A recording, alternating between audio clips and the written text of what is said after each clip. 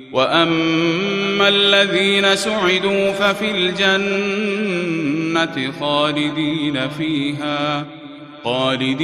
فِيهَا مَا دَامَتِ السَّمَاوَاتُ وَالْأَرْضُ إِلَّا مَا شَاءَ رَبُّكَ عَطَاءً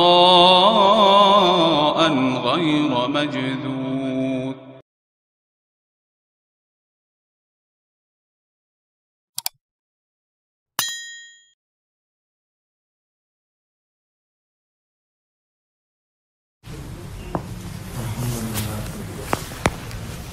الحمد لله وحده لا شريك له والصلاة والسلام على من لا نبي بعده أما بعد فأعوذ بالله من الشيطان الرجيم بسم الله الرحمن الرحيم الحمد لله رب العالمين الرحمن الرحيم مالك يوم الدين إياك نعبد وإياك نستعين اهدنا الصراط المستقيم صراط الذين أنعمت عليهم غير المغضوب عليهم ولا الضالين. اللهم صل على محمد وعلى آل محمد كما صليت على إبراهيم وعلى آل إبراهيم إنك حميد مجيد. اللهم بارك على محمد وعلى آل محمد كما باركت على إبراهيم وعلى آل إبراهيم إنك حميد مجيد. میں نے آپ حضرات کی خدمت میں سورۃ الفاتحہ کے حوالے سے مختصر سی گفتگو کی، اس میں مضامین بیان کیے تھے اور ایک مسئلہ عرض کیا تھا کہ جب امام کے ساتھ نماز پڑھیں تو پھر امام کی قراءت کو کافی سمجھیں۔ قراءت میں سورۃ الفاتحہ بھی ہے اور باقی 113 صورتیں بھی ہیں، ان سب کو قراءت ہی کہتے ہیں۔ میں پہلے اس مسئلہ کے حوالے سے 2-3 شبہات کے جواب پیش کر دیتا ہوں جو عوامی طور پر بیان کیے جاتے ہیں۔ ایک ہے علمی مسئلہ، احادیث، پھر سند، پھر دلائل، پھر الگ لمبی بحث ہے، مختصر جو عوام میں بعض باتیں کر دی جاتی ہیں۔ مثلا جب ہم یہ بات کہتے ہیں کہ جب قرآن امام پڑھے تو مقتدی اس کے پیچھے خاموش رہے، اور ہم دلیل کے طور پہ قرآن کی آیت پیش کرتے ہیں اذا قرئ القرآن فاستمعوا له وانصتوا لعلکم ترحمون، تو جب قرآن کریم پڑھا جائے تو سنو۔ جو لوگ امام کے پیچھے فاتحہ پڑھنے کے قائل ہیں وہ ایک سوال یہ اٹھاتے ہیں کہ سنیں گے تب جب آواز آئے گی، تو جب امام کی آواز آئے گی تو سنیں گے۔ ظہر میں، عصر میں تو امام کی آواز نہیں آتی، تو پھر ظہر عصر میں امام کے پیچھے پڑھ لینی چاہیے۔ نماز کی 2 قسمیں، ایک ہے نماز جہری اور ایک ہے نماز سری، جس میں امام قرات اونچی آواز سے کرے، فجر، مغرب، عشاء، اسے نماز جہری کہتے ہیں، اور جس میں امام قرات آہستہ کرے، ظہر اثر، اس کو نماز سری کہتے ہیں۔ نمازیں 2 قسم کی ہیں، تو اللہ تعالیٰ نے قرآن کریم میں حکم بھی اس آیت میں 2 قسم کے دیے۔ اذا قرئ القرآن فاستمعوا له وانصتوا، جب قرآن پڑھا جائے اور آواز آ رہی ہو تو سنو، اور جب آواز نہ آ رہی ہو تو پھر وانصتوا، خاموش اب رہنا۔ جب آپ نے قرآن کو سننا ہے تو خاموش رہنا، سننے کے ساتھ تو خاموش رہنے کا کوئی تعلق ہی نہیں ہے، کیونکہ میری ان سے کسی بات پر بات ہو جائے، یہ آ کے بولنا شروع کر کے میں کہتے ہیں میری بات سنو، یہ کہتا ہے میں سن رہا ہوں، میں کہتا ہوں آپ تو بول رہے ہیں، کہاں سن رہے ہیں، خاموش ہو گئے تو سنو گے، تو سننے کو تو چپ رہنا لازم ہے۔ تو جب کہا جب قرآن پڑھا جائے تو سنو، اس کے اندر چپ رہنا تو خود ہی آ گیا، پھر دوبارہ یہ کہنے کی ضرورت کیا ہے اور خاموش رہو، کہ اور خاموش رہو اس لیے کہا کہ جب امام قرآن پڑھے اور تمہیں آواز آ رہی ہو تو سنو، اور جب امام قرآن پڑھے تمہیں آواز نہ آ رہی ہو تو سنو نہیں، خاموش ہو۔ اب تم سن نہیں سکتے لیکن چپ تم نے اب بھی رہنا ہے۔ جس طرح جب جمعہ میں امام خطبہ دیتا ہے تو جو لوگ امام کے جمعہ کی آواز سن رہے ہوں انہیں سننا چاہیے، اور جن تک امام کے خطبے کی آواز نہ پہنچے ان کو سننا کیسے، وہ تو سن سکتے ہی نہیں، لیکن چپ پورا نہیں بھی رہنا، وہ یہ نہیں کہہ سکتے کہ ہم باہر بیٹھے ہیں، امام کی آواز نہیں آ رہی لہٰذا ہم بولنا شروع کر دیں۔ امام کی آواز آئے تو سنو، اور جب خطیب کی آواز نہ آئے لیکن خطبہ ہو رہا ہو تو پھر خاموش اب بھی ہو۔ ایک سوال وہ کیا کرتے ہیں کہ آپ کہتے ہیں جب امام قرآن پڑھے تو پھر تم نہ پڑھا کرو، تو تشہد میں امام پڑھتا ہے رب اجعلنی مقیم الصلاۃ ومن ذریتی ربنا وتقبل دعا، اور آپ بھی پیچھے پڑھتے ہیں رب اجعلنی مقیم الصلاۃ ومن ذریتی۔ تو امام قرآن پڑھ رہا ہے، اب تم کیوں نہیں خاموش ہوتے؟ اب خاموش ہو کر سنو نا۔ اس کا مطلب کہ تم بھی کسی جگہ پر امام کے پیچھے خاموش رہنے کے قائل نہیں۔ اس کا جواب بھی ذہن نشین فرما لیں۔ ہم کہتے ہیں کہ نماز میں قراءت کی جگہ قیام ہے، تشہد نہیں۔ نماز میں قراءت کا موقع یہ قیام ہے، تشہد نہیں ہے۔ جو تشہد میں پڑھا جا رہا ہے وہ قرآن نہیں ہے۔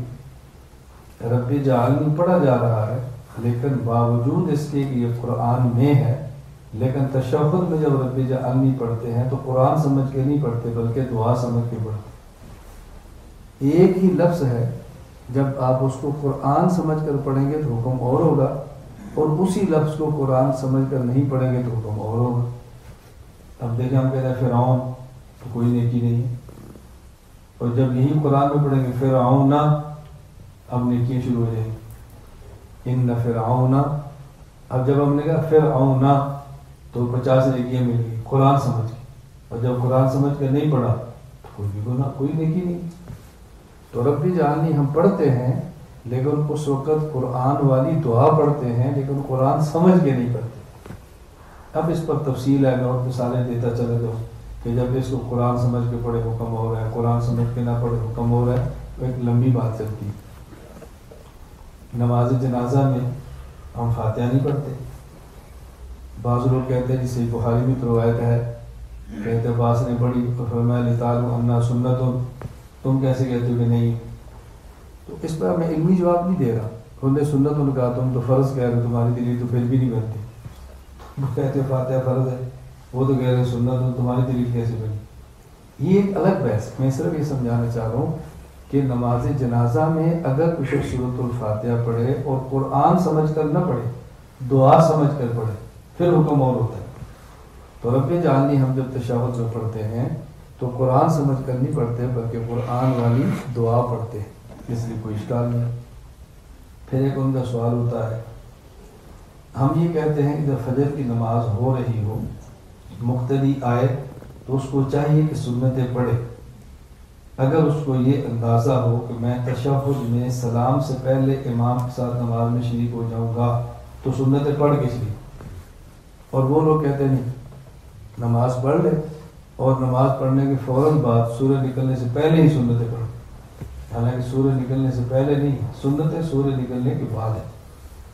میں اس پہ دلائل نہیں دے رہا، صرف مسئلہ بتا رہا ہوں کہ آپ ذہن میں رکھ لیں، دلائل ہمارے پاس اس پر مستقل ہے۔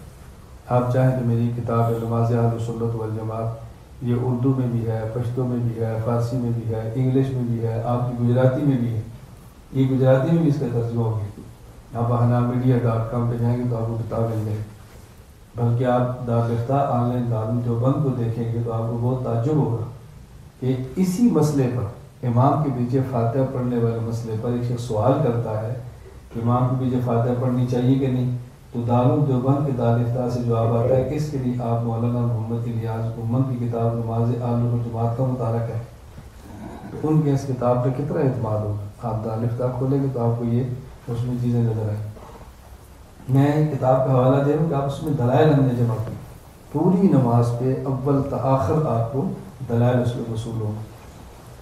تو وہ کہتے ہیں کہ جب فجر کی نماز میں امام قرآن پڑھ رہا ہے اور آپ سنتیں پڑھ رہے ہیں، تو آپ کہتے ہیں جب امام قرآن پڑھ رہا ہو تو خاموش رہنا چاہیے، کیونکہ آپ سنتوں کے اندر قرآن نہیں پڑھتے، تو پڑھتے ہیں پھر آپ خاموش تو نہیں رہتے، آپ تو پڑھ رہے ہیں۔ تو اس کا جواب ذہن نشین فرما لیں کہ یہ جو قرآن کا حکم ہے کہ جب امام قرآن پڑھے تو تم خاموش رہو، یہ حکم تب ہے کہ جو نماز امام کی ہو وہی نماز مقتدی کی ہو۔ امام کی نماز الگ ہے، مقتدی کی الگ ہے، تو پھر یہ حکم نہیں ہے۔ یہ میں کتب کے حوالے نہیں دے رہا کہ کس کس کتاب کے نتیجے لکھے، کیونکہ وقت کم ہے تو میں پھر مختصر وقت میں بات سمیٹ رہا ہوں. تو یہ میں نے مختصر سی بات کی ہے. ہاں ایک ہوتی ہے دلیل، ایک ہوتا ہے ڈکوسلا. آپ ڈکوسلے کو پتہ نہیں کیا کہتے ہیں، ہمارے یہاں اردو زبان میں کہتے ہیں ڈکوسلا. تو ایک تو دلیل ہوتی ہے، ایک ڈکوسلا ہوتا ہے. میں ڈکوسلے کی مثال دیتا ہوں، شاید آپ کے اوپر بات کھل جائے. ایک آدمی پنجاب میں کوچوان ہے، بوڑھا ہے، اور وہ اپنے ٹانگے پر بیٹھا سواریاں لے کر جا رہا ہے، گھوڑے ٹانگے. گھوڑا ٹانگے تو سمجھتے ہیں، گھوڑے ٹانگے. پیچھے سے ایک نوجوان آیا، اب وہ کالج کا اسٹوڈنٹ ہے اور موٹر سائیکل پہ بیٹھا ہوا ہے اور موبائل اس کے ہاتھ میں ہے. تو اچانک بابا جی نے دائیں طرف ٹانگا موڑا تو اس لڑکے نے بڑی مشکل سے بریک ماری. تو اس نے غصے میں آ کر بابا جی سے کہا کہ اگر آپ نے دائیں طرف ٹانگا موڑنا تھا تو آپ باہر ہاتھ نکال کے اشارہ دے دیتے. تو بچے کی بات تو ٹھیک ہے، جب آپ نے ٹانگا موڑنا تھا تو اشارہ کرتے. کتنی مشکل سے بریک ماری اور موٹر سائیکل میں نے بچایا. بابا جی سے کہتے ہیں پنجابی زبان میں، پتر تینوں 3 گز لمبا بانس نہیں دسیا تے 2 فٹ کا ہاتھ دس پہنا سی. تجھے 3 گز لمبا بانس نظر نہیں آیا تو 2 فٹ کا ہاتھ نظر آ جانا تھا. یہ بابا جی نے دلیل نہیں دی بلکہ ڈکوسلا مارا. اب کالج میں ڈکوسلے تو نہیں نہ بتائے جاتے، کوئی جواب دیتا ہو تو چپ ہو گیا بیچارہ، شرمندہ ہو کھڑا ہو گیا، کیا جواب دیتا. تو یہ ڈکوسلے مارتے ہیں. الحمدللہ ثم الحمد، میرے اللہ کا بڑا کرم ہے، میں ڈکوسلوں کے بھی جواب دیتا. ہم میدان کو خالی نہیں چھوڑتے. وہ یہ نہ سمجھے کہ ملا نے کو ہمارے ڈکوسلوں کا جواب نہیں آتا، تو میں ڈکوسلوں کے بھی ان کو جواب دیتا. اب اس کا جواب بھی بہت آسان تھا. تو کالج کا لڑکا تھا، ہماری طرح کو مدرسے کا درویش ہوتا تو بابے کو پھر بھی جواب دیتا. کالج کے لڑکے بیچارے کیا چاہتے ہیں جواب کیا ہوتا ہے، وہاں تو علمی چیزیں نہیں ہوتی نا. میں نے کہا کہ ہم جیسے درویش ہوتا تو بابا جی سے کہتا کہ بابا جی اصل میں تو 3 گز کا لمبا بانس موڑنا ہوتا ہے اور 2 منٹ پہلے 2 فٹ کا ہاتھ نکالتے ہیں یہ بتانے کے لیے کہ موٹر سائیکل سنبھال لو، یہ بانس موڑنے لگے. سمجھ آ گئی؟ تو جواب تو ہم نے اس کو بھی دے لینا تھا. تو ایک ڈکوسلا کیا مانتے ہیں وہ، یہ مولانا ہماری گفتگو کون سی ہو رہی ہے آپ سے؟ شافی تو ہمارے چچا زادے ہیں، مولانا تو بھی شافی ہیں نا. تو میں اس لیے ان کو کہہ رہا ہوں کہ آپ نے نہیں، یہ آپ کا مسئلہ نہیں کسی اور کا. شفافے تو ہمارے چچا زادے، چچا کے بیٹے ہیں، ان سے ہماری کیا لڑائی. یہ مستقل. چلو میں درمیان میں ایک واقعہ شفافے پر بھی سنا دیتا ہوں. ہمارے یہاں ایک مدرسہ ہے پاکستان میں، اور چونکہ تبلیغی جماعت سے منسلک ہے، دارالحسینیہ شہداد پور. تو اس میں بہت سارے طلباء باہر سے آئے پڑھنے کے لیے، شوافی بھی ہیں، حنابلہ بھی. میں اس علاقے میں گیا تو وہاں کے شیخ الحدیث مولانا سلیم صاحب دام برکات میرے پاس تشریف لائے کھنڈواتا. تو مجھے انہوں نے کہا کہ آپ ہمارے مدرسے میں بیان بھی کریں اور رات ٹھہرے بھی ہمارے پاس. تو میں نے جان بوجھ کر کہا، میں نے کہا میں آؤں گا تو بیان رفع دین ترک رفع دین پہ کروں گا. عام علماء اس پہ نہیں کرتے، اس کو چھیڑ چھاڑ سمجھتے ہیں کہ اس سے فساد ہوتا ہے. تو میں نے کہا نہیں، میں بیان اس پہ کروں. مجھے کہتے ہیں آپ کو پتہ ہے ہمارا تبلیغی مزاج ہے. تو میں نے کہا نہ بلائیں گے. میں نے تو نہیں کہا، میں نے آپ کو شوق ہے نا کہا آج. تو مجھے کہتے ہیں ہمارے یہاں کچھ شافی لڑکے پڑھتے ہیں، وہ رفع دین کرتے ہیں تو پھر ماحول خراب ہوگا. میں نے کہا میں آؤں گا تو اسی پر کروں گا. یہ جب دوستی ہوتی ہے بندہ پھر باتیں کہتا ہے، ہر جگہ پر نہیں کہتا. میرا پیار تھا نا. تو انہوں نے کہا ٹھیک ہے آپ آئے. میں نے کہا بس میری ایک شرط ہے، جب میرا بیان شروع ہو تو اساتذہ کرام سارے بیان میں بیٹھے، در حدیث کے طلباء آگے بٹھائیں، اور یہ جو شافی ہیں نا ان کو ذرا میرے قریب رکھیں. اب وہ تو نے کھانا تھوڑا سا ایک نئی مصیبت کھڑی کرے گا، شفافے کو سامنے بٹھا کر یہ تو ان کے خلاف شروع ہو جائے گا. لیکن کیونکہ پیار تھا، دوستی تھی، محبت تھی، تو نے کہا ٹھیک ہے. اساتذہ بھی بیٹھ گئے، طلباء بھی آ گئے، شفافے بھی قریب آ گئے. تو میں نے کہا بھی میرا آج کا عنوان یہ ہے کہ اگر ہم رفع الیدین نہیں کرتے، اگر شافی رفع الیدین کرے تو سنت بھی ہے، اس کے پیچھے نماز بھی ہوتی ہے. یہی رفع الیدین اگر غیر مخلد کرے تو مکروہ بھی ہے، اس کے پیچھے نماز بھی نہیں ہوتی. یہ شفافے اور غیر مقلدین کے رفع الیدین میں کیا فرق ہے، اس پر میرے دلائل لکھی. آپ بتائیں کتنا عجیب عنوان ہے. آپ نے کبھی خواب میں بھی عنوان نہیں سنا ہوگا, آپ سوچ بھی نہیں سکتے یہ بھی عنوان ہوگا. تو میں نے کہا شواف کا لفظ جیتا ہے ٹھیک ہے, غیر مقلدین کا غلط ہے, اہل حدیثوں کا سلفیوں کا, تاکہ بات پوری کھل جائے, آپ کو شک نہ رہے میں کس کے بارے میں کہہ. کل جمعہ تھا ہمارا لینشیا مرکزی مسجد میں, تو میں نے شروع میں کہا, میں نے کہا میں اہل سنت والجماعت احناف دیوبند ہوں. میں اس لیے کہہ رہا ہوں کہ پوری مسجد کو پتہ چلے کہ بندہ کون ہے, آپ کو شک نہ رہے بندہ کون ہے. آپ نے پیار کرنا ہے تو پیار کرو, نفرت کرنی ہے تو شوق سے کرو, قبول کرنا ہے تو کرو, رد کرنا ہے تو کرو, لیکن آپ کو یہ پتہ ہونا چاہیے کہ بندہ کون ہے. بس یہ ہم درمیان میں بات نہیں رکھتے, بات بڑی صاف صاف کر دیتے. اور میں اپنا تعارف کر رہا ہوں, میں نے کہا میں دلیل دے رہا ہوں, میں نے پگڑی کیوں باندھی, اور یہ ناراض ہے جو ٹوپی کے خلاف دلیل دے رہے. میں دلیل دے رہا ہوں میں نے سفید کپڑے کیوں پہنے, یہ خلاف ناراض ہوتے ہیں بھی ڈارک کے خلاف دے رہے خلاف. کبھی نہیں, میں تو کسی خلاف نہیں کر رہا, میں تو بتا رہا ہوں کہ میں نے پگڑی کیوں باندھی, میں تو بتا رہا ہوں کہ میرے سفید کپڑے کیوں, میں تو بتا رہا ہوں کہ میں دیوبند کیوں ہوں. آپ نہیں ہے تو نہ ہو, مجھے آپ سے کیا مسئلہ ہے, میں تو اپنی بات کر رہا ہوں نا. اپنی بات, کسی کمپنی کا مال خالص ہو, وہ اپنا مال اپنے نام سے بیچتی ہے, ہم اپنا مال اپنے نام سے کیوں نہ قوم کے سامنے پیش کریں. کوئی ہمیں جھجک ہے, کوئی ہمارے دلائل کمزور ہے, تو ہم ریت کی دیوار پہ رہتے ہیں. یہ باتیں اچھی طرح سمجھا کریں, اپنے اندر پختگی اور استحکام پیدا کریں.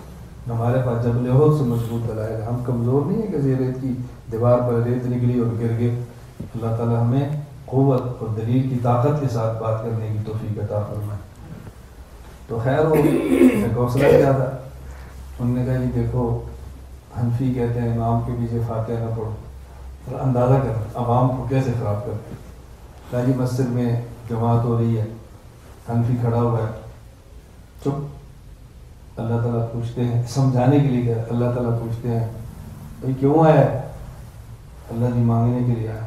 تو مانگتا کیوں نہیں ہوں, چپ. اللہ پوچھتے ہیں مانگنا, مانگتا کیوں نہیں ہوں, چپ. اللہ تعالیٰ پوچھتے ہیں مانگنے کے لیے آئے تو مانگ مجھ سے, پھر چپ. شرمندہ ہو کر کہتا ہے اللہ جی میرا دل تو بہت کرتا ہے مگر ابو حنیفہ نے منع کیا, میں تو مقلد ہوں. کہتا ہے یہ ہے شرک, یہ ہے شرک, اللہ کی نہیں مانگی ابو حنیفہ کی مانگی. اب بتاؤ عوام کا ذہن بگڑے ہے نہیں, کہتے ذہن خراب ہو. تو میں اگر کسی علاقے میں جب بیانات کے لیے جاتا ہوں تو میں کہتا ہوں کہ جو انہوں نے بیان کیا مجھے اس کی کیسٹ بھیجو تاکہ میں سن لوں انہوں نے کیا ارشاد فرمایا, پھر مجھے ان ملفوظات کا جواب دینے میں آسانی ہو. کیسٹ اگاؤ, پھر اس کو سنو, پھر جا کے پھر میں ایک ایک چیز کا جواب دیتا ہوں. دلیل کا جواب یہ ہے, ڈکوسرے کا جواب یہ, اس طرح کا. میں نے کہا بات اچھی طرح سمجھو. ہمارے امام اعظم ابو حنیفہ رحمہ اللہ تعالیٰ علم والے بھی ہیں, عقل والے بھی ہیں. علم بھی بہت تھا, عقل بھی بہت, اللہ نے بہت نوازا تھا. تقویٰ تو تھا ہی تھا, علم بھی تھا, عقل بھی. حضرت امام صاحب رحمۃ اللہ علیہ فرماتے ہیں کہ جب ہم نماز پڑھتے ہیں تو اللہ سے مانگتے ہیں. اللہ بہت بڑے ہیں اور ہم بہت چھوٹے, اور جب چھوٹے بڑے سے مانگنے کے لیے جائیں تو کبھی اکیلے اکیلے جاتے ہیں اور کبھی وفد بنا کے جاتے ہیں. جب اکیلے اکیلے جائیں تو خود مانگتے ہیں, اور جب وفد بنا کے جائیں تو نمائندہ مانگتا ہے, باقی تائید کرتے ہیں. تو جب ہم اکیلے نماز پڑھتے ہیں تو خود مانگتے ہیں, اور جب باجماعت پڑھتے ہیں تو پھر امام کو نمائندہ بناتے ہیں. امام مانگتا ہے, ہم آمین کہہ کے تائید کرتے ہیں. تو کیوں نہیں مانگتے بھی اللہ سے؟ فرق کیا ہے؟ ہم مانگتے ادب سے. مانگتے کیسے؟ ادب سے, آداب سے مانگتے. الحمدللہ میں اللہ کا جتنا شکر ادا کروں کم ہے, جتنا شکر ادا کروں کم ہے. میں نے بحمد اللہ تعالیٰ سے فضا کو صاف کر دی. میں آپ کو بتا نہیں سکتا میں کتنا دوڑوں, میں کتنا دوڑوں آپ سوچ نہیں سکتے. میں ایک دن میں 14 گھنٹے گاڑی میں بیٹھا ہوں. گاڑی بھی خود چلانا, مینول گاڑی چلانا, اور چھوٹی سوزوکی کار سب سے چھوٹی مہران, اس کو چلانا. 14 گھنٹے بیٹھا. میں ابھی چند دن پہلے بحرین میں تھا تو میرے میزبان بیٹھے. میں نے کہا کوئی بندہ آپ کے پاس ملنے والا ہے. بہت لوگ آتے تھے, یہ آپ کہاں سے ہیں؟ کوکل. میں موبائل کھولتا, میں نے دیکھ کیا لکھا ہوا ہے, کاجی کوکل. کہاں سے ہیں؟ حیدرآباد. میں کھولتا, میں نے کیا لکھا ہے, حیدرآباد. کہاں سے ہیں؟ بمبئی. میں نے کہی دیکھ. میں نے کہا میں آپ پاس 20 دن ٹھہرا ہوں, 20 دن میں آپ مجھے ایک ملنے والا بندہ نہیں بتا سکے جس کا شہر میرے موبائل کے اندر. آپ اندازہ فرمائیں میرا ہندوستان سے کتنا تعلق ہوگا. جب میں ہندوستان کی بات کروں کہ آپ ہندوستانی ہیں، پاکستان کا جو آتا میں کہتا شہر بتاؤ فلاں شہر، پھر میں بتاتا کہ آپ کے شہر میں کتنی بار گیا. آپ سوچ نہیں سکتے میں کتنا اسلام کے لیے دوڑا. کوئی لڑائی نہیں ہے، کوئی جھگڑا نہیں ہے، کوئی پھڈا نہیں ہے. کیوں؟ ہم نے دلائل سے بات کی ہے، خانقاہی مزاج میں کی ہے، اللہ اللہ کرتے ہوئے کی ہے، بحمد اللہ تعالیٰ خانقاہ کے ماحول کے ساتھ کی ہے. ہم نے تنہا مناظرے کو نہیں چلنا دیا، مناظرے اور خانقاہ کے مزاج کو لے کر چلے. تو اس طرح کوشچنوں کے جواب بھی ہم نے ساتھ دینے ہوتے ہیں تاکہ کوئی الجھن باقی نہ رہے. تو امام صاحب نے بتائے کتنی پیاری بات کی. سوچے ذرا ایسے امام صاحب کی بات آ گئی درمیان میں عنوان یہ نہیں ہے کہ بات بہت لمبی ہوتی ہے. میں لوگوں کو جملے یاد کراتا ہوں. بھائی کوئی آپ سے پوچھے کہ آپ امام صاحب کی تقلید کیوں کرتے ہیں تو آپ نے کہنا ہم عاشق مدینہ ہیں. ہم لوگ سنتے ہیں مدینہ اور عاشق مدینہ اور تقلید کا تعلق کیا ہے؟ وہ کہتے ہیں کہ ہم ڈائریکٹ مدینے کی بات کرتے ہیں، یہ کوفے کی بات کرتے ہیں. کیوں؟ اس لیے کہ ہم عاشق مدینہ ہیں.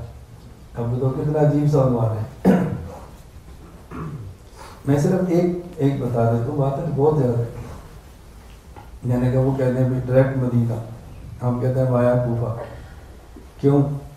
اس لیے امام صاحب اگر یہ اعلان فرمائیں کہ ابھی صف اول میں نماز پڑھنے کا اجر بہت ہے. نمازی دو ہیں، ایک وہ ہے جو دروازے سے گزر کے آئے اور صف اول پر پہنچ جائے، اور ایک وہ ہے جو دروازہ پھلانگ کر آئے اور صف اول پر پہنچ جائے. آئے تو دونوں صف اول پر ہیں. دروازے سے گزر کر آنے والا با ادب ہے اور دروازہ پھلانگ کر صف اول میں آنے والا بے ادب. میں نے کہا القابل ابن عدی میں روایت موجود ہے، رسول اکرم صلی اللہ علیہ وسلم فرمایا اللہ اکبر فرمایا من عدل انا مدینۃ العلم وعلی من باب ہوا، میں شہر علم ہوں، علی شہر علم کا دروازہ ہے. ومن اراد المدینۃ فلیات الباب، اور جو شہر میں آنا چاہتا ہے وہ دروازے سے ہو کر ہے.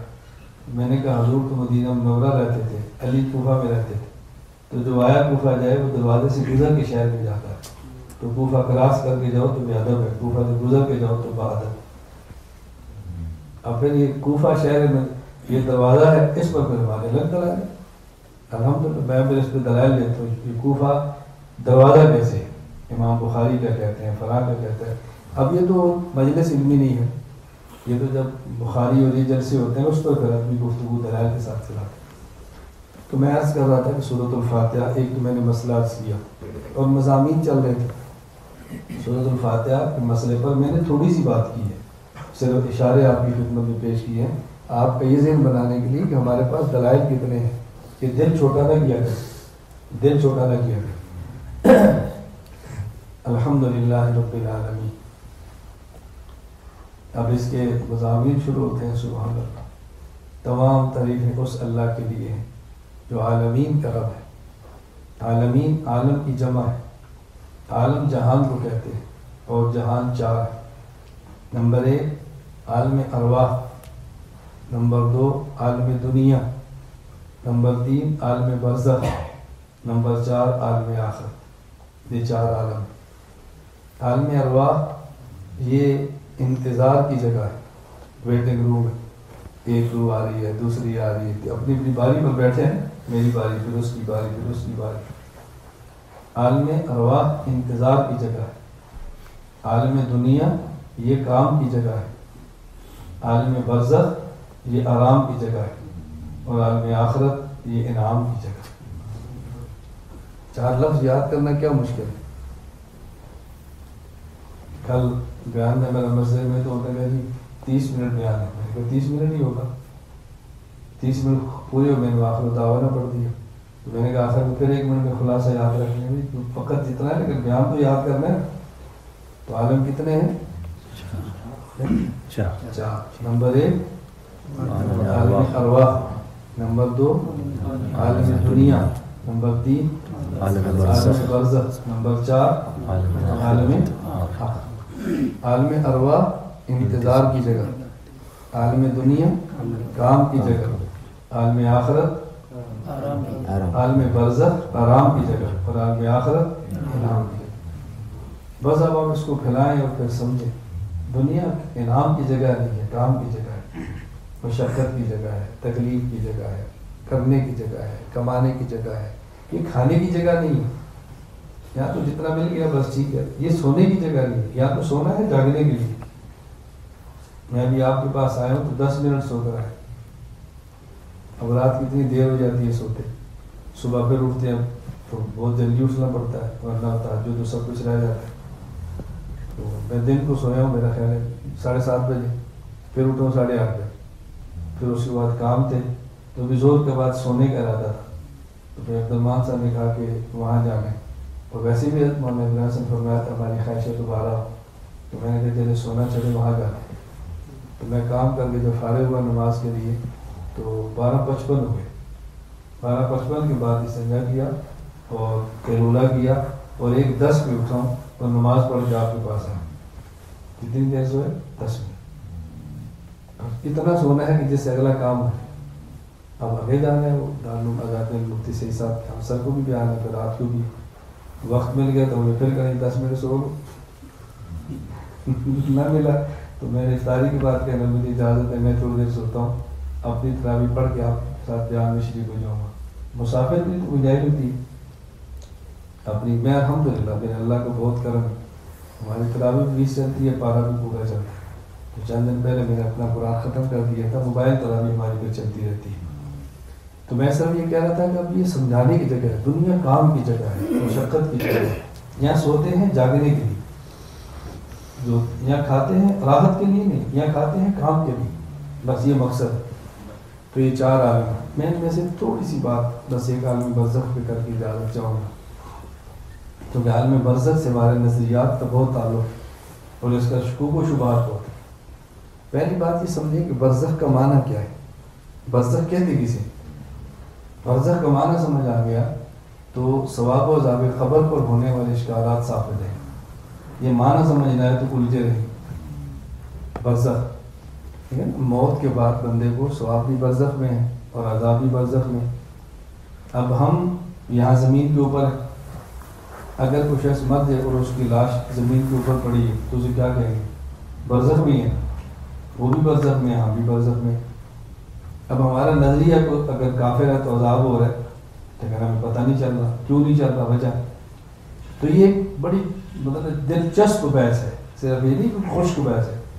میں کبھی سنتا ہوں لوگ کہتے ہیں یہ عقائد کی بات بہت خشک ہے، مجھے بہت تعجب ہوتا ہے کیسے خشک ہے، یہ تو اتنی طرح ہے کہ بندہ سنے تو سنتا ہی چلا جاتا ہے، سنتا ہی چلا جاتا ہے، ایسی پیاری بحث۔ تو برزخ کا معنی کیا ہے؟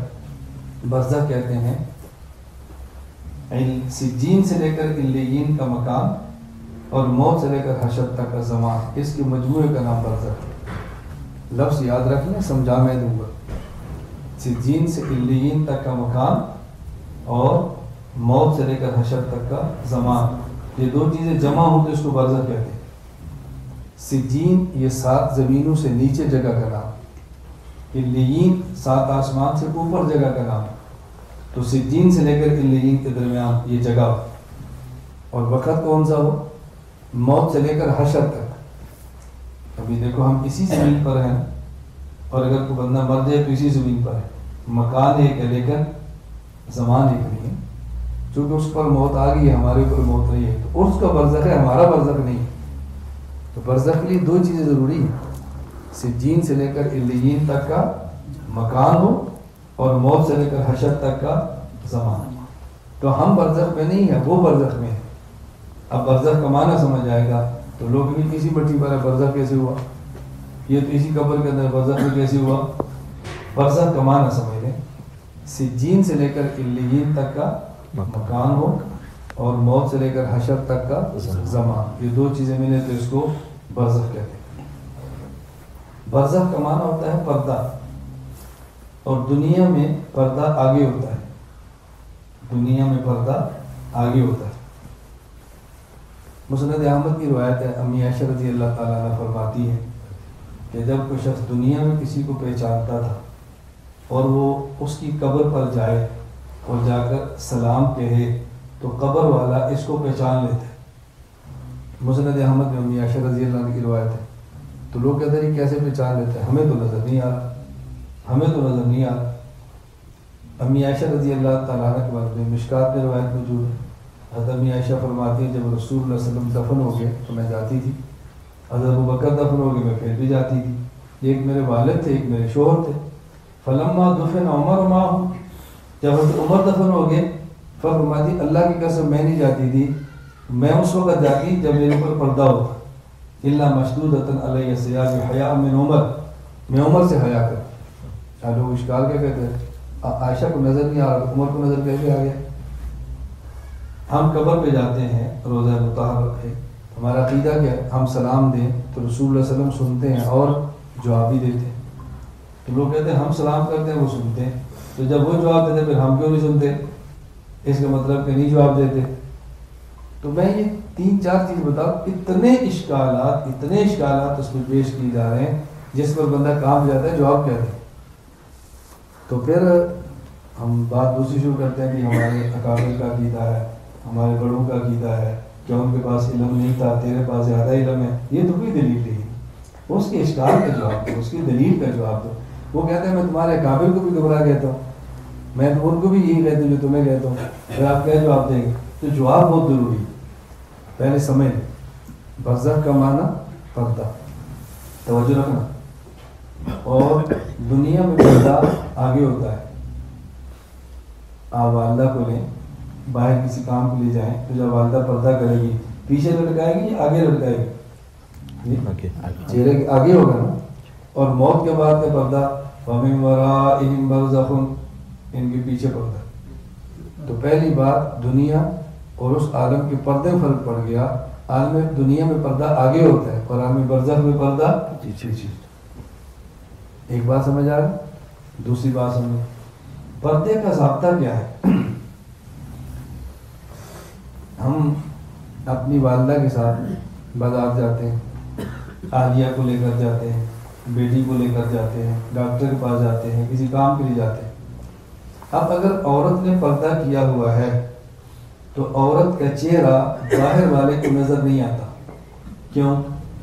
اس لیے کہ چہرہ پردے میں ہے. لیکن عورت کو بندہ نظر آ رہا ہے یا نہیں آ رہا ہے؟ کیوں؟ وہ پردے میں نہیں.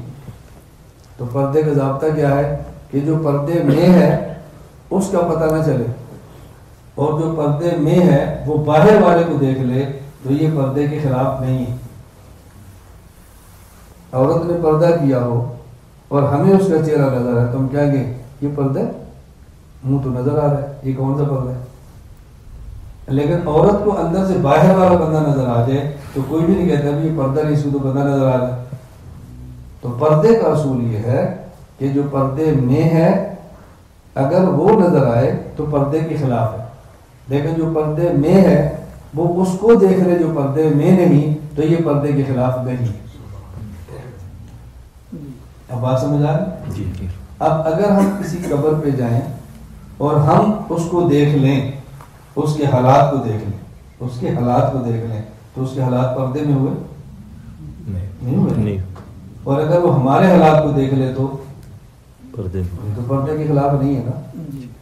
تو میت کا سن لینا یہ برزخ کے خلاف نہیں ہے، اور میت کی بات ہم سن لیں یہ برزخ کے خلاف ہے.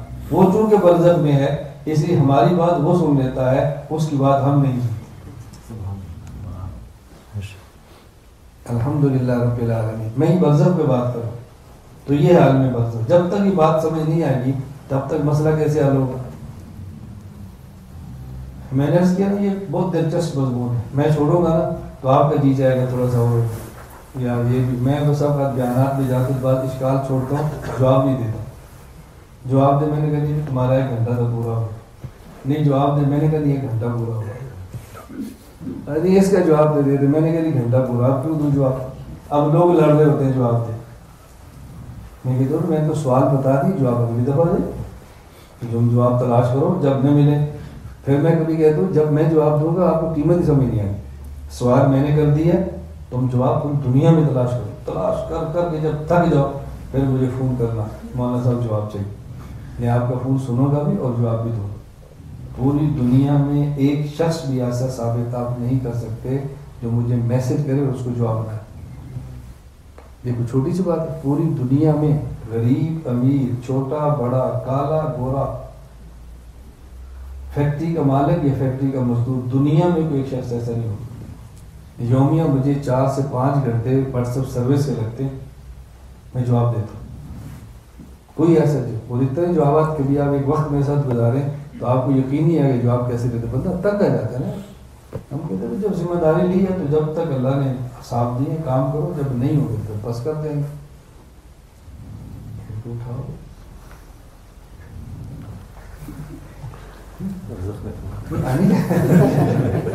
بیان کے دوران اگر کوئی بندہ سوئے تو سونا چاہیے اچھی طرح دن بھر. بیان کے دوران نیند آ جائے یہ بیان کرنے والے کی خوبی ہے،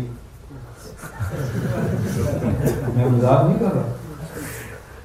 میں کراچی خانقاہ میں تھا، شاہ کی مختصر رحمۃ اللہ علیہ کے، تو حضرت فرماتے تھے بیان کے دوران کوئی بندہ سو جائے تو اس کو ڈانٹو مت. کیوں؟ علمی بیان کی حیثیت ماں کی گود کی ہے. بچہ گلی میں نہیں سوتا، ماں کی گود میں آ کر سوتا ہے. کیوں؟ اس کو گلی میں سکون نہیں ملتا، ماں کی گود میں سکون ملتا ہے.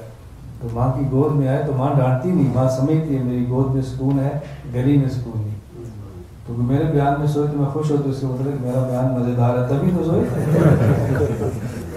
اگر میرا بیان تکلیف دہ ہوتا تو نیند تھوڑی آنی تھی، جان چھڑانی، کب مصیبت جان چھوڑے نہ اٹھے. میں حضرت کے یہاں خانقاہ میں گیا تو میں نے حضرت سے کہا حضرت آپ تو بہت بڑے ہیں، میں بہت چھوٹا ہوں. چھوٹے بڑوں کی بات پر حاشیہ چڑھاتے ہیں، تو میں نے آپ کے جملے پر حاشیے چڑھائی. اگر اجازت ہو تو میں بتاؤں، اور میں بتاؤ. میں نے کہا جی آپ فرماتے ہیں کہ بیان کے دوران کو سو جائے تو ڈانٹا نہ کرو، اس لیے کہ بیان علمی مجلس ماں کی گود کی طرح ہے.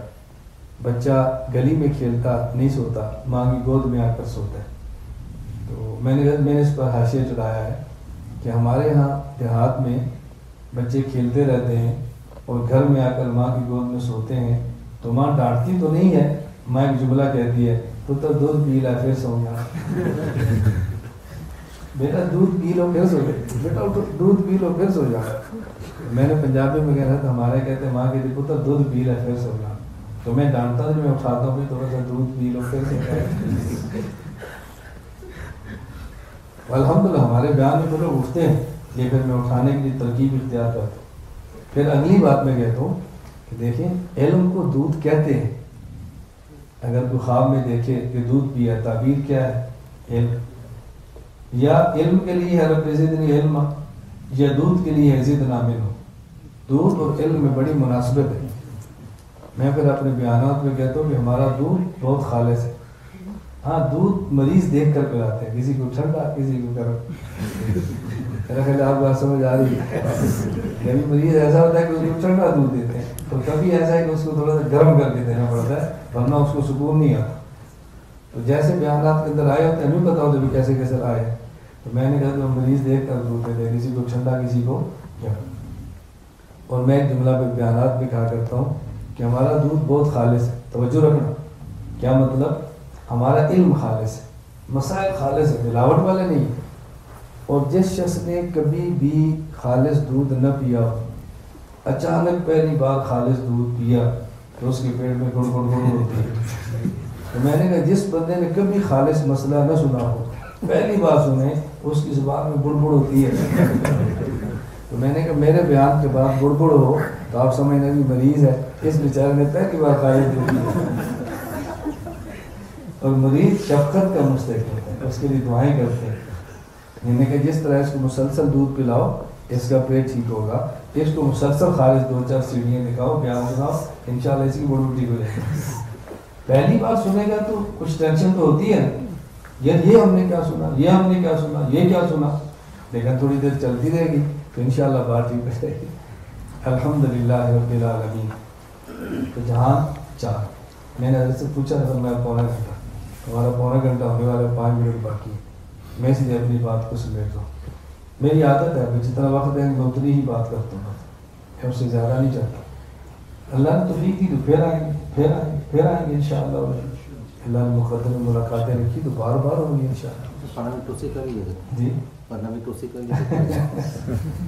چلے میں ایک سوال کا جواب دے دیتا. ہمارا عقیدہ ہے کہ رسول اکرم صلی اللہ علیہ وسلم کی قبر اطہر پر دروشی پڑھیں تو آپ سنتے اور پھر آپ جواب بھی دیتے.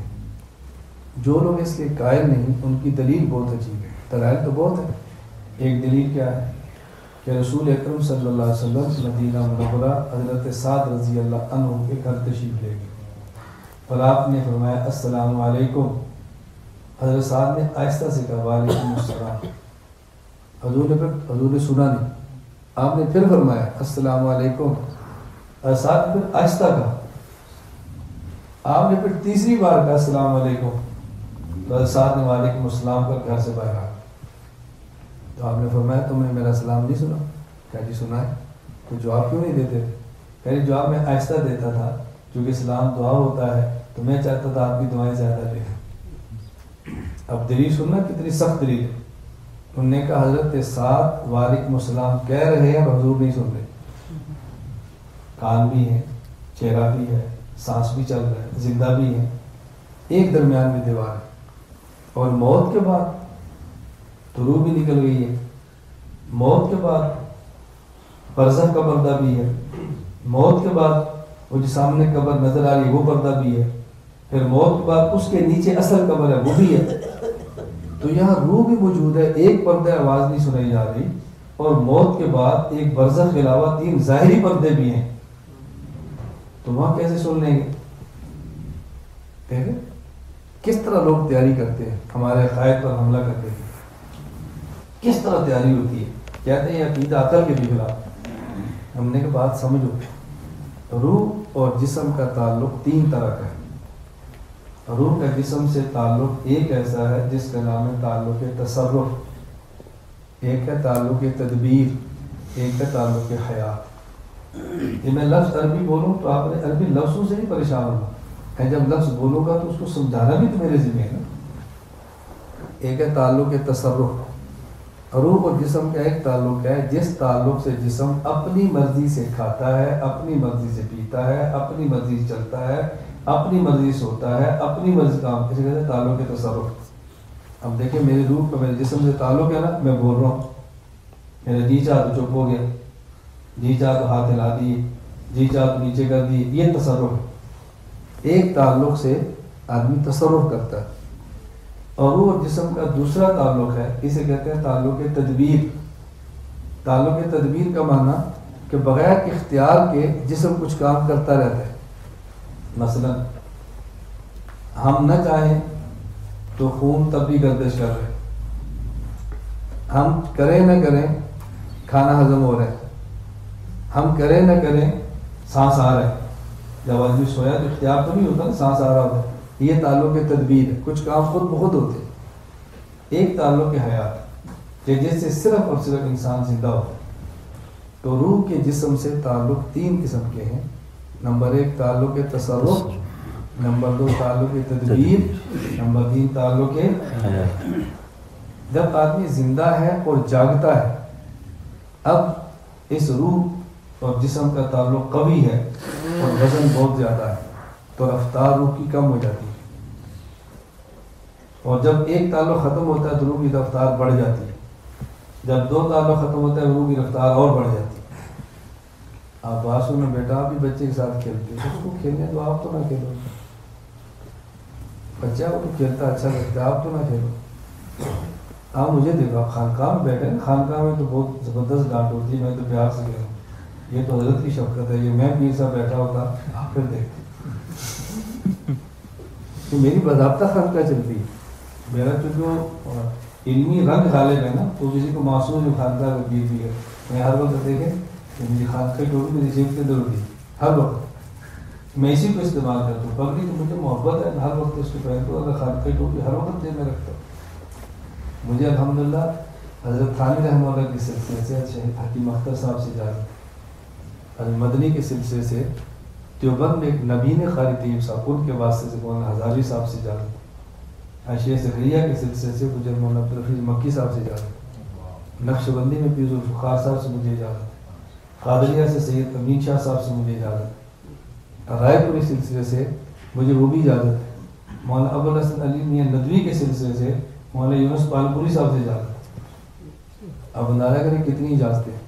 تو میں جو در میں دوڑ رہا ہوتا ہوں اس وجہ سے نہیں کہ میرا ذکر کو دل نہیں کرتا, وہ درد ہے بندے کو جو بیٹھ سے نہیں دیتی, وہاں بھی جاؤ وہاں بھی جاؤ وہاں بھی جاؤ, تھوڑا سا پیدا ہو.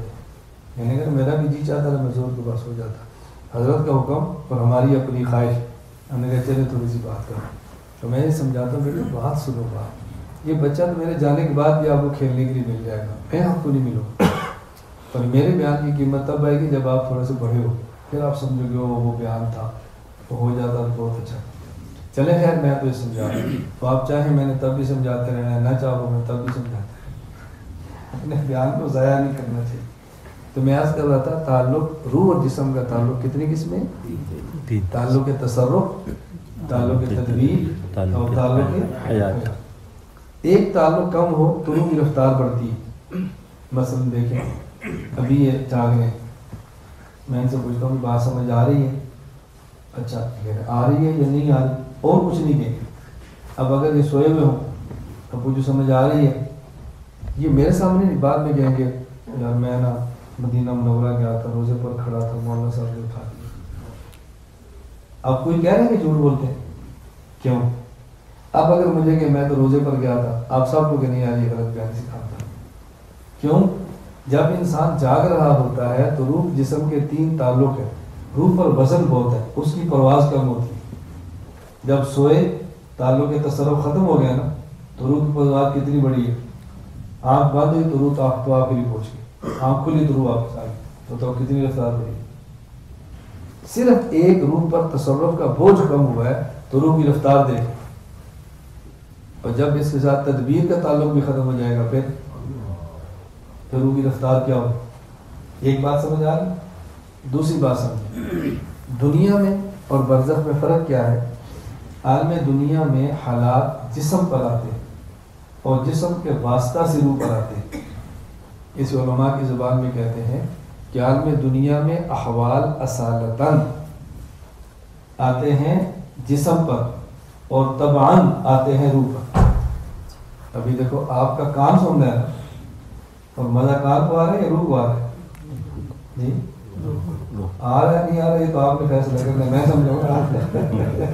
میں ویسے ایک بات بتا رہا ہوں, آدمی خوشبو سونگھتا ہے تو کس سے؟ ناک سے. تو ناک تو روح نہیں ہے نا, لیکن مزہ کس کو آتا ہے؟ آج قاری صاحب کی تلاوت سنی ہے ماشاء اللہ, روح تازہ ہوگی. سن کان گئے اور کہتے ہیں روح تازہ ہوگی. دنیا میں احوال آتے ہیں براہ راست جسم پر اور جسم کے واسطے سے روح, اور موت کے بعد احوال براہ راست آتے ہیں روح پر اور روح کے واسطے سے جسم پر آتے ہیں. براہ راست روح پر آئے اور روح کے واسطے سے جسم پر آئے. اس لیے اگر موت کو سمجھنا ہو تو پھر نیند کو سمجھو. جب ہم سونے لگتے ہیں تو دعا مانگتے ہیں اللہم بسمک, مرنے لگے یا سونے لگے؟ سونے لگے. امو تو کیوں کہہ رہے ہیں؟ اس کا مطلب حدیث پاک میں سونے کے لیے موت کا لفظ استعمال کیا گیا ہے, تو اللہ کے نبی نے سمجھایا نا, تو موت تب سمجھ جائے گی جب نیند سمجھ آئے. اسی طرح جب قیامت کے دن اٹھیں گے یا ویلنا من بعثنا من مرقدنا, مرقد رقد یرقد رقودن سے ہے سونے کی جگہ, کہ تو مرنے کی جگہ, سونے کی جگہ تھوڑی ہے. تو یہاں قرآن نیند کو موت کہا ہے. اسی طرح حدیث پاک میں بھی نیند کو موت کہا گیا ہے. حدیث ہے جب انسان قبر میں ہوتا ہے, سوال ہے من رب من نبی ہو ما دین ہو, تیرا رب کون ہے, تیرا نبی کون ہے, تیرا دین کیا ہے؟ جواب ربی اللہ, نبی محمد صلی اللہ علیہ وسلم, دین اسلام. پھر فرشتہ اللہ اکبر, فینادی منادی من السماء, فرشتہ اعلان کرتا ہے افرشوا لہ من الجنہ, جنت کا بچھونا دو. البسوا لہ من الجنہ, جنت کا لباس دو. وافتحوا لہ بابا من الجنہ, جنت کا دروازہ کھولو. فیاتیہ من طیبہا وروحہا, جنت کی خوشبو ہوا آتی ہے. پھر فرشتہ کیا کہتا ہے نم کنومۃ العروس, آج ایسے سو جا جیسے پہلی رات کی دلہن سوتی. سو جا یا مر جا؟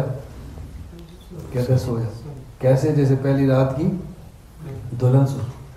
میں ایک دو مناظرے کا سبق پڑھا رہا تھا تو میں نے حدیث پیش کی تو مجھے چیت آ گئی. استاد جی پہلی رات دلہن سوتی بھی ہے؟ استاد جی پہلی رات دلہن سوتی بھی ہے؟ یہ سوال ہے، سوال تو معقول ہے، اس میں کیا سوال تو کرنا چاہیے. میں نے آپ سے پہلے گزارش کی، مجھ سے کوئی بندہ سوال کرے میں داد دیتا ہوں، شاباش، میں گھبراتا نہیں ہوں. گھبرائے تو بندہ تھا بنا جب جواب نہ ہو. ہم تو کہتے ہیں کوئی سوال کرے نکلے اس کے اندر سی بات. مجھے کہتے ہیں پہلی رات دلہن سوتی بھی ہے؟ میں نے کہا جی سوتی ہے اپنا کام مکمل کر کے. بات سمجھے؟ فرشتے نے کیا پوچھا؟ ما ربک، من نبیک، ما دینک. کسی نے کیا کہا؟ ربی اللہ، نبی محمد صلی اللہ علیہ وسلم، دین الاسلام. کام پورا ہو گیا نا؟ اب سوچ. اور میں کس درد کے ساتھ بات آپ کو سمجھاؤں. یہ اللہ کے نبی دلہن کا لفظ استعمال نہ کرتے، عقیدہ سمجھنا. اللہ میں کیا بتاؤں، یہ دلہن کا لفظ استعمال نہ ہوتا نا، عقیدہ سمجھنا. یہ الفاظ نبوت ہے. لفظ نبوت میں کیا فصاحت، کیا بلاغت، کیا جوامع الکلم میں کیا اثر ہوا. کیا اللہ کے نبی نے بات سمجھائی. مثال سمجھنا، کوئی لڑکی کسی لڑکے کو پسند کرتی ہو اس کو فون نہیں کرتی. کیوں؟ اللہ کا بھی ڈر ہے، خاندان کا بھی ڈر ہے. کوئی لڑکی کسی لڑکے کو پسند کرتی ہو میسج نہیں کرتی، اللہ کا بھی ڈر ہے اور خاندان کا بھی ڈر ہے. ملاقات نہیں کرتی، کیوں؟ اللہ کا بھی ڈر ہے، خاندان، بدنامی کا ڈر ہے نا.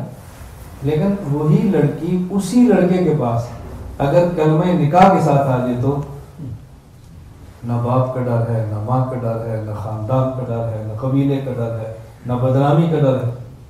انسان قبر سے ڈرتا ہے، کیڑے کا گھر ہے، یہ ڈرتا ہے، یہ ظلمت کا گھر ہے، یہ ڈرتا ہے، خلوت کا گھر ہے. لیکن یہی بندہ کلمہ ایمان کے ساتھ آ جائے تو وہ ادھر. اللہ کے نبی سمجھاتے ہیں جس طرح لڑکی دلہن بن کے آئے کلمہ نکاح سے اسے خوف نہیں ہے، یہ کلمہ ایمان کے ساتھ آ جائے اسے بھی خوف. نام تمامت الروز آج ایسے سو دلہن سو. آپ سمجھ لیں یہ ہے الفاظ نبوت کی بلاغت. ہم چونکہ شہوات، جنس اور سیکس کی خلاصت میں جیتے ہیں، اس لیے الفاظ نبوت کو سمجھنے میں تھوڑی دیر لگتی ہے کہ حضور نے دلہن کا لفظ استعمال کیوں کیا. ہمیں تو دلہن کا مفہوم ہی نہیں آتا. یہ عنوان، میں خدا گواہ ہے، میں اس عنوان پہ شروع ہو جاؤں نا، دلہن کا مفہوم کیا ہوتا ہے. ہمارے دلہن کا مفہوم ہی نہیں سمجھتے نا. بیوی ہوتی کیا؟ یہ جھگڑے ہیں، 2 شادیاں نہیں، 2 3 نہیں، 2 4 نہیں، 2 پڈا ہے، 1 نہیں ہو رہی، پیسے نہیں ہو رہے، خرچہ نہیں ہو رہا، پتہ نہیں کیا عذاب بنا ہوا ہے. کیوں؟ دلہن کا مفہوم ہی نہیں آتا. میرے 4 نکاح ہیں، 4 بیویاں ہیں، چاروں حاضر سروس ہیں، اکٹھی ایک دسترخوان پہ بیٹھ کے کھانا کھاتی ہیں، کوئی جھگڑا نہیں. دنیا کا سب سے سستا کام نکاح ہے، سب سے سستا. میرے 4تھے نکاح پر دستخط میرے بھائی کے وکیل، نہ 4تھے پر میرے داماد کے بطور وکیل. داماد نے وکیل بن کے دستخط کی. 3 پہ نکاح میرے بھائی کے ہیں بطور وکیل. 1 روپیہ خرچہ نہیں ہے. میری 2 بیٹیوں کی شادی ہے، میں نے بیٹیوں کے نکاح پر خرچ نہیں کیا، خود نکاح میں اپنے نکاح پر خوش ہو. اتنا آسان کام. اللہ کے نبی فرماتے ہیں ان اعظم النکاح برکتاً ایسرکم مؤونۃ، جس نکاح میں پیسے کم ہیں اس میں برکتیں زیادہ ہیں. ابھی خیر یہ تو عنوان ہی بالکل بدل جائے، بات بہت لمبی ہوگی، بہت لمبی ہوگی. مجھے پتا ہے میں نے اس عنوان کو جب چھیڑنا ہے نا حیات کو سمجھانے کے لیے، کتنی بات سمجھ آ گئی کہ موت کب سمجھ آئے گی؟ جب نیند کو سمجھے. جب آدمی جاگ رہا ہوتا ہے تو حالات جسم پر آتے ہیں اور جسم کے واسطے سے روح پر، اور جب آدمی سو جاتا ہے تو پھر حالات سیدھے روح پر آتے ہیں، روح کے واسطے سے جسم پر آتے ہیں. آدمی کیا ہو مجھے سانپ نے ڈسا ہے، کیوں جھوٹ بولتا ہے تو میں سے اتکار بیٹھا ہوا ہے، نہیں مجھے سانپ نے ڈسا ہے. آدمی ہوتی ہے نا تکلیف، کہاں ہے سانپ؟ وہ روح کو تکلیف ہو رہی ہے اور روح کے واسطے جسم. آپ قبر کا عذاب سمجھ آئے؟ کیا ہے قبر میں عذاب کیسے ہوتا ہے، سانپ کیسے ہوتے ہیں؟ دیکھو آدمی کو یہ سمجھ آئے تو پھر ہے نا. میں تو اس کو بہت مثالیں دیتا ہوں.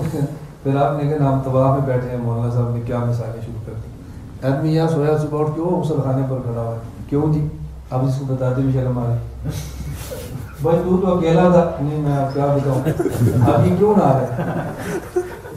نہیں یہ بزرگ اکیلے سوئے ہیں نا، ساتھ بھی ہے، نہا کیوں رہے؟ یہ روح سے ملی ہے. کون ملا ہے؟ روح سے. اور دو کس کو رہے ہیں؟ جسم کو. لیکن مسائل سمجھے نا، دو کس کو رہے ہیں؟ جسم کو. دو کس کو رہے ہیں؟ کپڑوں کو. یہ کپڑے روح کے نہیں ہیں، جسم کے ہیں. لذت کون لے رہا ہے؟ جسم. ملی کون ہے؟ یہ نیند سمجھ آ گئی نا. آپ بتاؤ موت سمجھنے کتنی آسان، اب قبر سمجھنا کتنا آسان. میں خیر بات سے ختم کرتا ہوں، میں سمیٹتا ہوں بات. میں نے دو باتیں سمجھائی. نمبر ایک، روح اور جسم کا تعلق تصرف کا، تدبیر کا، حیات کا. تصرف کا تعلق ختم ہو پرواز بڑھتی ہے، تدبیر کا ختم ہو اور پرواز بڑھتی ہے. ٹھیک ہے، توجہ رکھنا. اور دنیا میں حالات جسم پر، جسم کے واسطے سے روح پر، اور موت کے بعد حالات روح پر، روح کے واسطے سے جسم پر. دنیا میں کس نے سننا ہے؟ جسم سے. اور جسم کے واسطے سے روح. اور موت پر کس نے سننا ہے؟ اور روح کے واسطے سے جسم. وہ کون سی روح ہے؟ جس کے تصرف کا تعلق نہیں، جس کی تدبیر کا تعلق نہیں، صرف حیات کا تعلق ہے. اب بتاؤ روح کی پرواز کتنی تیز ہے. اب جب الصلاۃ والسلام علیک یا رسول اللہ، تو روح کی پرواز دیکھیں نا ذرا.